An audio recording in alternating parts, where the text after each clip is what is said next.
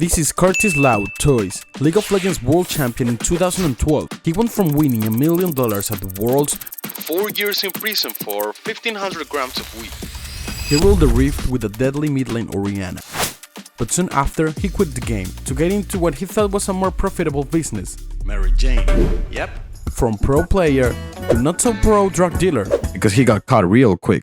The year was 2012 in Los Angeles, California. The biggest esports event of the year was underway, the Season 2 World Championship of League of Legends. The clear favorites were Moscow 5, who had just dominated every international tournament leading up to the World. But against all odds, the Taiwanese team Taipei Assassins, with zero sponsorship, stormed through the tournament and took the first place, along with a juicy $1 million. They took down the favorites Moscow 5 in the semifinals and then crushed the Korean team Asubo Frost in the final with a dominant 3-1. All of this was thanks to the Taiwanese mid laner Curtis Lau Wei-King, better known as Toyz, who played a flawless Orianna, controlling the map with his safe and methodical style. That's gonna be an Oracle burn from Toyz! The unexpected victory of Taipei Assassins transformed the esports scene in Asia.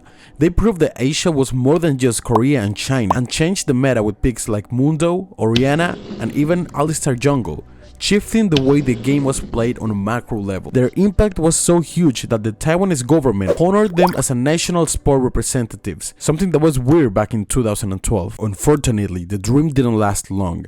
After the Worlds, the team disbanded, players moved on, and Toyz got injured. Yes, injured from playing too much League of Legends. It's called schizophrenia. The carpal tunnel syndrome is a wrist injury common among people who spend hours doing repetitive hand movements, like typing or spamming abilities. But that was just a prelude to what will happen in 2021. But before we get to how the Toyz ended up in prison for trafficking the sacred herb, let's take a look at his origins.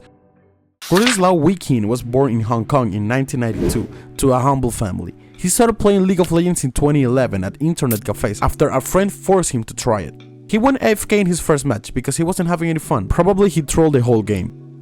But just a few hours later, he was back on the Rift and fell in love with the game, so much that in just 1 year, he became the world champion. When you think about it, his talent was insane. He played his first match in 2011 and by 2012 he was a world champion. Meanwhile, I've been playing for 4 years and I'm still stuck in silver. In 2013 he retired from competitive play due to his carpal tunnel injury. But then in 2014 he returned, not as a player but as a coach for Hong Kong Esports. Then in 2015 he got caught up in his first controversy. Toyz publicly accused the owners of his own team of match fixing and mistreating players, which led to his departure from Hong Kong Esports. So in 2016, he founded his own esports organization, Rise Gaming. His goal was to build a team with strong ethics and high performance, the opposite of what he had experienced before. And honestly, it went pretty well. Rise Gaming qualified for Taiwan's professional league. In 2016, Toyz shifted his focus to his career as an influencer and entrepreneur. His YouTube channel skyrocketed in Hong Kong and Taiwan. He capitalized on the attention during collaborations, launching gamer-related businesses, and even starting his own clothing brand. In 2018, he sold Rise Gaming to G-Rex, as he was now fully focused on his influencer and personal projects.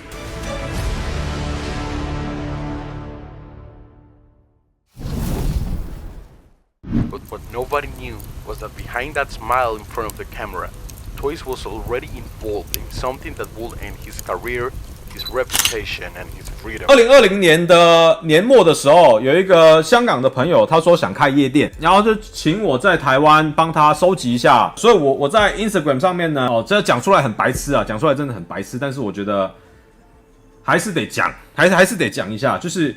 那时候我就发了一篇文啊，有没有人做夜店啊，什么干嘛的？有没有人懂很多东西的？然后就有一个，当然有很多人回复我，然后其中有一个回的特别热络，然后他回的很热络的时候，我就觉得我欠了他，你知道吗？然后他有一天就跟我说他的生计状况不太好，家里有爸妈要养，然后阿妈阿公要养，全部都要养，然后他现在不行了，然后他就说可不可以来我这边工作？然后我就问他你会做什么？那我说剪辑你会吗？他说不会。然后我就问他你除了这些你还会什么？黄赌毒的啦。然后他就说他自己卖过大麻什么的。然后我就帮他跟一个朋友拿了那些东西，然后给他了。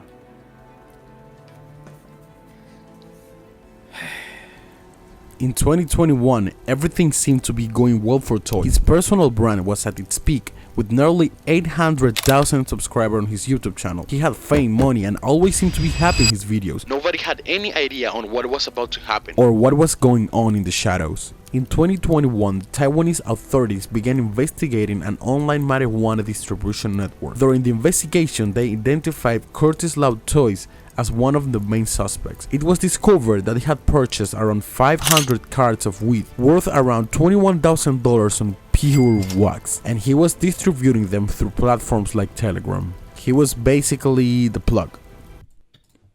According to police reports, on August 9, 2021, Daejeon City Police, playing as buyers, set up a transaction to purchase 154 marijuana carts for about $5,800. During the operation, they arrested one of the Toyz collaborators and took away the weed. Further investigations led to Toyz' arrest in September 2021, where over 200 joints were seized from various locations, bringing the total to around 500 grams. Despite all of this, many of his fans still support him, commenting that anyone can make a mistake and what matters is owning up to it, while eagerly waiting for his release. Personally, I'm not here to criticize anyone's actions or decisions, nor do I think anyone should. It's important to highlight that while marijuana is legal in some parts of the world and even decriminalized in many others, in countries like Taiwan and Hong Kong, it is classified as a Class 2 substance and you can be sentenced up to 10 years in prison. Toyz was charged with 6 drug trafficking offenses.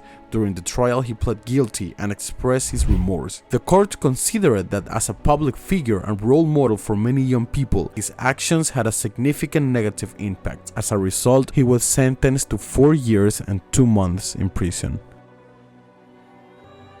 3 years after his arrest and following numerous trials and appeals, Toyz was finally put in jail in May 2024, and he'll be serving 4 years and 2 months of his sentence. Honestly, I don't think it turned out too badly for him, considering how harsh the laws are in Taiwan for marijuana trafficking. They could have easily given him 10 years. And that's how Curtis Lau went from being the world's best mid-laner to being in prison for drug trafficking. Honestly, when I first started researching this case, I found it incredible. No one expects a league player to be involved in selling weed or shady business. Someone who's definitely smoking something is the person who came up with the region of está. If you want to check it out, we've got a video about it on our channel. Let me know what other esports story you'd like me to cover, and I'll see you in the next video. Goodbye.